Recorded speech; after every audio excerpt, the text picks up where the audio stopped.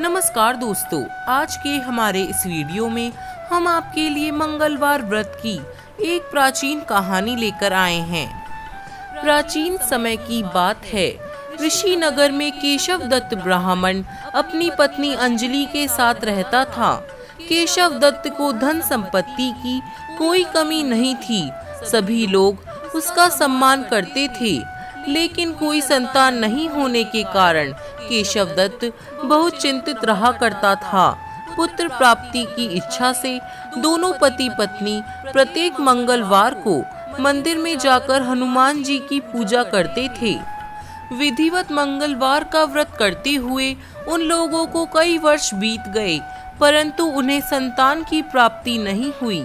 केशव दत्त बहुत निराश हो गए, लेकिन उन्होंने व्रत करना नहीं छोड़ा।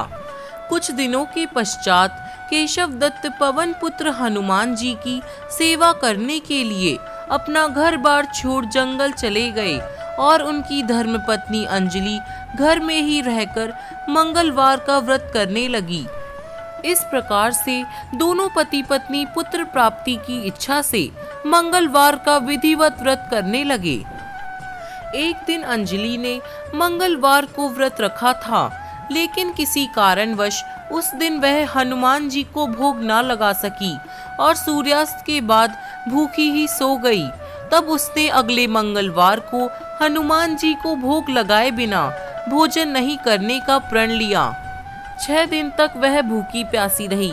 7वें दिन मंगलवार को अंजलि ने हनुमान जी की विधिवत रूप से पूजा अर्चना की, लेकिन तभी भूख प्यास के कारण वह बेहोश हो गई।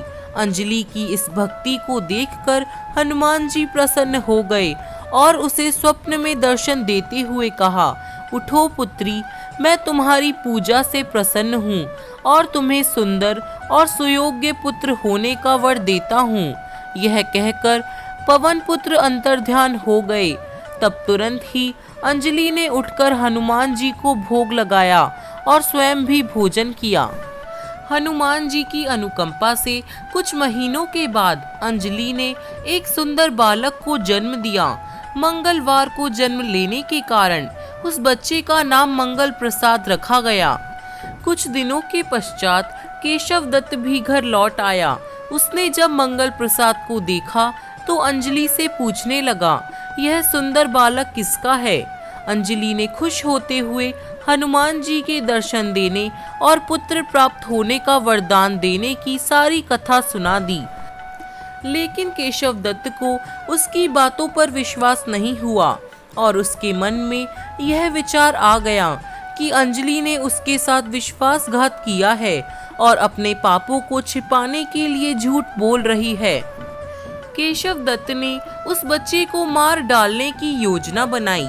एक दिन केशव दत्त स्नान करने के लिए कुएं पर गया और मंगल प्रसाद को भी साथ ले गया। केशव दत्त ने मौका देखकर मंगल प्रसाद को कुएं में फेंक दिया और घर आकर बहाना बना दिया कि मंगल प्रसाद तो कुएं पर मेरे पास पहुंचा ही नहीं। केशव दत्त के इतने कहने के ठीक बाद ही मंगल प्रसाद दौड़ता हुआ घर लौट आया।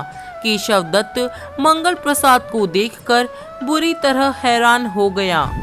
उसी रात हनुमान जी ने केशव दत्त को स्वप्न में दर्शन दिए और कहा, तुम दोनों के मंगलवार के व्रत से प्रसन्न होकर मैंने संतान प्राप्ति का वर दिया था। फिर तुम ऐसा क्यों समझते हो कि तुम्हारी पत्नी ने तुम्हारे साथ विश्वासघात किया है? उसी समय केशव दत्त ने अंजलि को जगाकर उससे क्षमा मांगते हुए स्वप्न में हनुमान जी के दर्शन देने की सारी कहानी सुना दी। केशव दत्त ने अपने बेटे को हृदय से लगाकर बहुत प्यार किया। उस दिन के बाद सभी आनंद पूर्वक रहने लगे। मंगलवार का विधिवत व्रत करने से केशव दत्त और उनके परिवार के सभी कष्ट दूर हो गए।